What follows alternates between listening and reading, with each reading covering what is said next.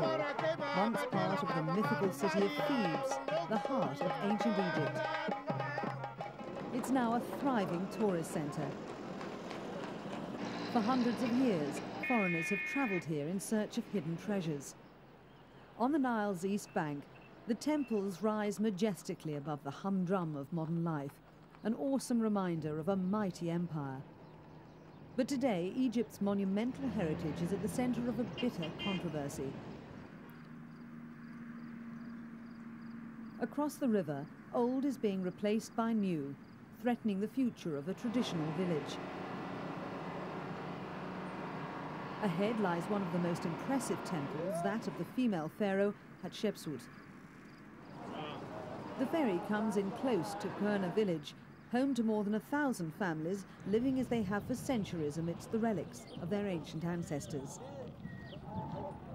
The necropolis of Thebes, sacred burial ground of the pharaohs who lay for more than 3,000 years beneath a mountain forming a natural pyramid. The air is still steeped in history, but most of the relics have long since been removed to a safe place amongst the wonders in the Cairo Museum.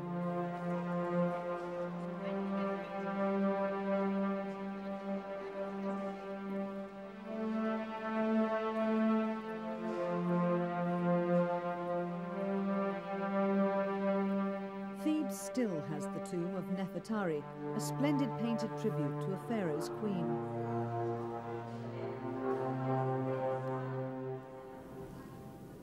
The government has expressed concern that the residents of Qurna village are damaging the remains that lie beneath them.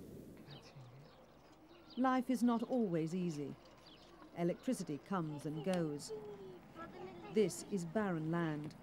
Little grows and water is precious. And yet the ground bears fruit. Shrewd villagers greet their visitors with open arms, seizing the chance to ply the eager foreigner with souvenirs.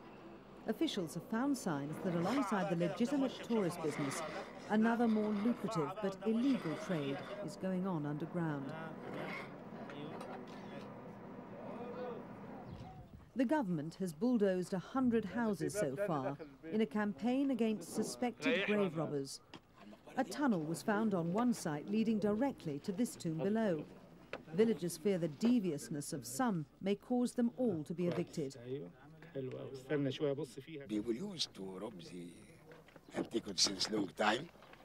Now there is a control, but of course, from time to time, some people make some digging illegally, and they find some objects without telling or inform the government about it. But after, of course, remove all the houses, our control will be better in the area, and of course we hope that we suspect that we shall find tens of tombs unknown to us before.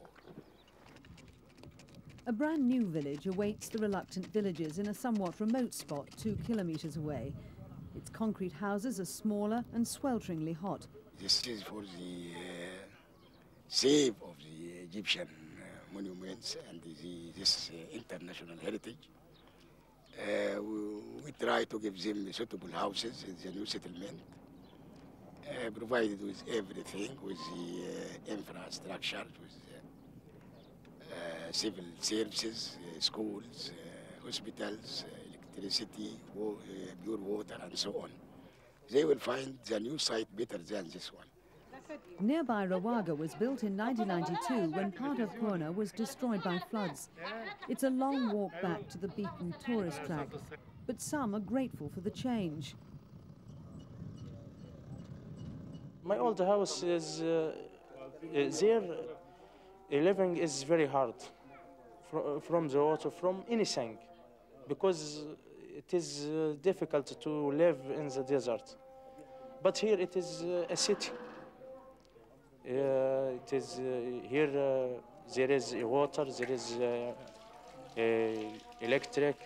Yes, I am very happy to live here. All the people will come here. I am sure that. Others disagree. Back in Qurna, people are clinging to their roots. The villagers hope that if they resist in numbers, their case will be reconsidered.